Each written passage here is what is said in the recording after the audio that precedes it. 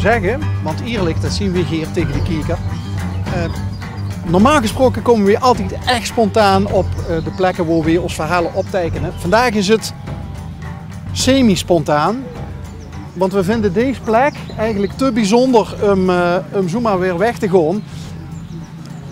We hebben immers nu dat ons het verhaal van deze plek kan vertellen. En die is inmiddels gearriveerd. Dag meneer. Hoi, andere meneer. Dag Bas. Scha. Gij kent ons, heb ik me laten vertellen, het verhaal vertellen over deze plek. Ja, dat ken ik. Want onze geluidsman Frank, die kreeg net even de bibbers. Die zei van, hey, ben ik ooit geweest? Hij weet zelfs nog dat hij in het Vossenhol, 35 jaar geleden of zo. Nog langer. Nog langer.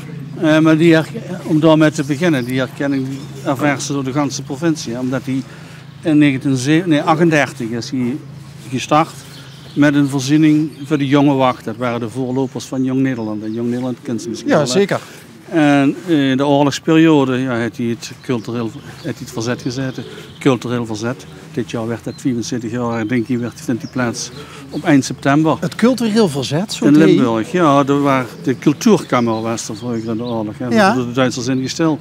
Alle culturele activiteiten die waren verboden. Ja. Maar stiekem ging men toch, oud-leiders van de jonge wacht, die gingen bij elkaar komen. Die zagen van luister, als de oorlog voorbij is, dan moet er wel weer kaders in, voor de cultuur. En die zijn hier bijeenkomsten gaan organiseren op de Spar. Dus, en dat herdenken we dit jaar ook hier met een organisatie waar ik ook bij betrokken ben. Die op eind september, zeg ik. Maar logen toen die huisjes hier ook al? Ja, dat zal ik nu vertellen. Oké, ja. Ik kom te snel. Ja. 38, Ja. houten gebouw, net hier gestaan ergens. Met hier een schuur waar de strooizak gevuld moesten worden. Oorlog, verzet, einde van de oorlog. Duitsers laten de muilen daar in de log springen. Laten die ook de zaken in de log springen wat er nog aan plank was. Daar hebben ze stellingen voor gemaakt in de bos. Dus alles was weg hier na de oorlog. Alleen, ja, nog wat restanten. In 1944 is Jong Nederland, eind 1944 in Zuid-Limburg en Meersen weer opgericht. En toen is men acties gaan voeren om centen bij elkaar te krijgen om weer permanente jeugdbivakaccommodatie te bouwen. In die tijd, ik was er nog niet, maar toen waren er simmer veel geld, dat wij die zwarte kleur hadden. Dus, dus dat waren heel succesvolle operaties om geld in te zamelen. Dus dat is hier gebeurd. In 1947 is deze accommodatie gebouwd. Dat waren dan 6 huisjes, een halve cirkel rond een hoofdgebouw wat ook gebouwd is.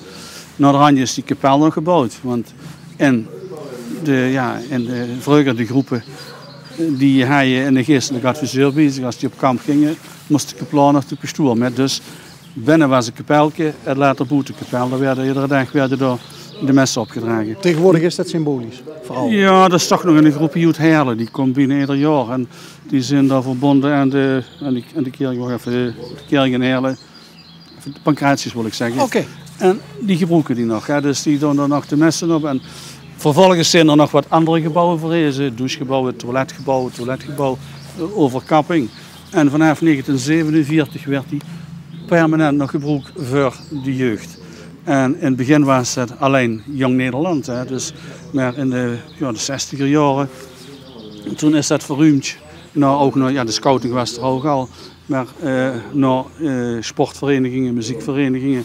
Maar allemaal jeugd onder begeleiding. Hè. Dus het is niet die voor de vierste, dus het is allemaal jeugd onder begeleiding. En zodoende als ze in de provincie komen en doen ze de Spar halen, dan kunnen ze druk heel dag in de match. En dan komt er nog bij van in het uilennest of hoe men geslapen heeft. Maar als ze het niet werd, als er geen link is met een scouting of Jong Nederland of wat dan ook, dan is het een verborgen juweel, zou ik willen zeggen. Ja, het is een juweeltje. Ja.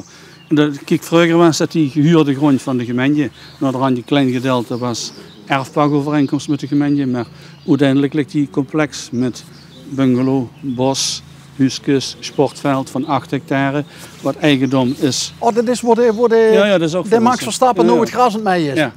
En daarachter ligt nog een kampeerterrein, dus 8 hectare, die is eigendom van de stichting. En wij zijn de stichting, onder andere ik plus nog een aantal oud-Jong Nederlanders. Dus wij runnen dat als vrijwilligers. Wie Want hè, er wordt nou aan het dak gewerkt. Wie doet hier dat financieel? Een paar jaar geleden, 4 jaar geleden, hebben we de zaak gerenoveerd. En toen hebben we gelukkig bij de gemeente en bij de provincie hebben we centen weten los te wijken. En dat werd toen de bedrag van een ton. We hadden zelf een 70.000 nog gespaard. Die hebben we ingezet. En de exploitatie loopt nu zodanig groot dat we als les nu het hele dak kunnen renoveren. Dus dat moet de jaarlijkse exploitatie. En het loopt nu zo groot, met name de periode april tot oktober, dat we kunnen gaan reserveren en ja, ook voor het onderhoud van de gebouwen. Dus het is weer verzekerd. Ja, daar zit wat ik al vertelde. Misschien kunnen we er even heen lopen, want dat heeft toch wel een prominente plek gekregen, dat monument. Of is het geen monument? Ja, een monumentje. Ja. Kijk, daar, ja, de naam is dus al de bekende Peter Blijs, de Plan Goossens, Naus. Allemaal, dat waren allemaal leiders van de jonge wacht in de oorlog. Die in de oorlog zijn, over het niet overleden, geëxecuteerd. Dat is allemaal in kampen omgekomen. Dus kijk, Hermans, ja, Wiert, Kaplon Sars, Raammakers, Naus. Dat zijn allemaal Goossens, echt van de Boren, Blijs, Peter, de Aal van Oranje. En daar straks na de oorlog hebben ze dit monument opgericht. Een aantal jaar geleden was er een van onze bestuursleden, die heeft de schans uitgezocht, de achtergrondje van die lui allemaal. En we hebben toen hier met de hulpbisschop, Everhard de Jong, is hier een mes geweest. Die familie is allemaal uitgenodigd en toen is dit monumentje opgericht, ja, om een beetje bekendheid te geven aan het gebeuren en aan de personen. Ja. Hoe lang kom je al op deze plek? Zit je hier zelf op kamp geweest? Ja, dat mag ik misschien niet vertellen, maar ik vertel het toch. Ik ben vanaf 1963 zo wat, hebben we kampcursus gevolgd. Ik ga nog niet de leeftijd, maar daar werd een jaar gevoeteld. En vanuit Jong Nederland halen ben ik toen hier gekomen. Maar ik kwam er ook van tevoren al, want ik kwam ook de mooie meisjes. Hè, ja. Ah! En thuis als veel jongens uit dorp. Hè.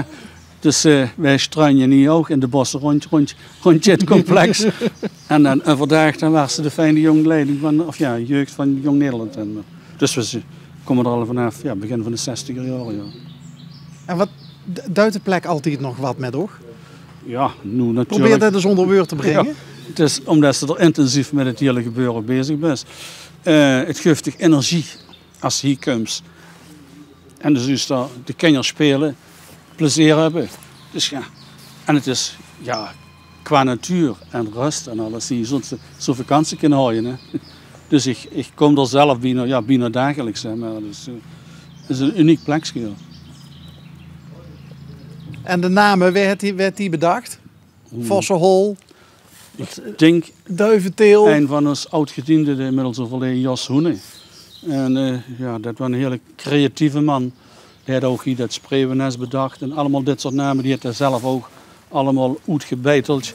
Binnen daar staat nog zo'n totempaal, dat ook allemaal wat hij gemaakt heeft. Dus ik denk dat hij het gedaan heeft als hij nog leefde. Was hij in de 90 geweest. Dat is al een van de pioniers die zijn geweest. Ja. En als ze hier nou geweest is, hè, als groepziende, moest het dan ook weer schoenen opleveren? Ja. We zijn heel laagdrempelig. De prijs 6 euro per persoon per overnachting is, hè, met een minimum van 50 man. Dus ja, voor 315 euro best kunt je 1 nacht met 50 man kunt je verblijven. Exclusief de energiekosten en schoonmaken. Doen we zelf de zaak schoonmaken, dus dat wel, ja. Het kan ook heel gezellig zien, hè, met z'n allen schoenen maken. Ja, de 9 van de 10 die doen het zelf en een enkele de besteedje doet, ja.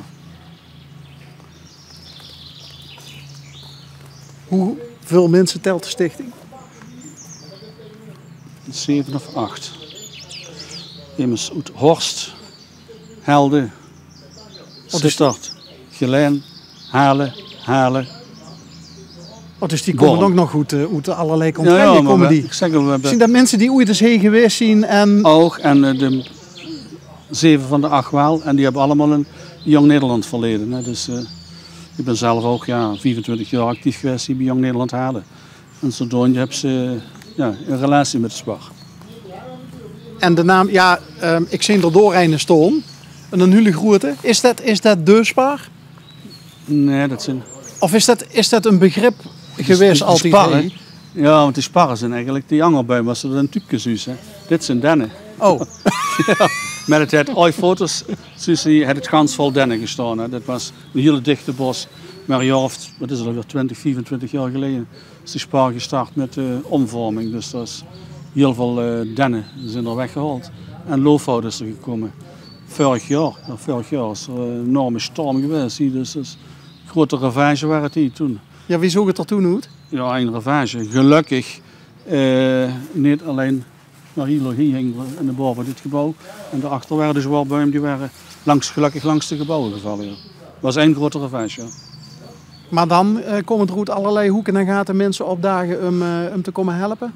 Dat ook weer als vrijwilligers natuurlijk, om de zaak op te ruimen. Maar gelukkig ga je met een goede verzekering, dus een bossenverzekering. En daar hebben we het ganse opruimen, het stoppen, frezen en alles van kunnen betalen. Ja. Wat geeft ook nou de meeste voldoening? Want het is ongetwijfeld, daar gaat heel veel tijd en energie in zitten, maar wat geeft ook de meeste voldoening? Ja, wat ik al net zag, dat is de jeugd toch iets biedt, een beetje toch wel Spartaans. Hè? Dat de jeugd die zich goed kan amuseren en dat een uniek plekje is. En wat ook mooi is, dat ze natuurlijk leuk komt en dan komt opa met. En dan zegt opa, hier ben ik vroeger ook geweest. Hè. Dan zijn nu de kleinkindjes hier. Of een geluidsman die zit van 1973. Ja, 73. Van Hoed. Van Schenne. Schenne, ja, die komen nog ieder jaar. Ja? De school. Leuk. Ja. De school van Schenne, die komen ieder jaar nog. Met de kaplan. Ja, leuk. De kaplan. de kaploon komt mee. Ja, dat komt met. Dat was er toen ook bij. Ja? Ja, niet dezelfde dingen. Klopt. Denk ik niet. Nee. De kleine waren het. De kleine, ja. Ja, dat komt nog steeds. Misschien toch dezelfde. En de poetst hij zelfs. Ah, geweldig. Dionysius kennen we misschien. Ja. Ja? Dionysius. Ja, dankjewel. Doe er wat mee. Ja.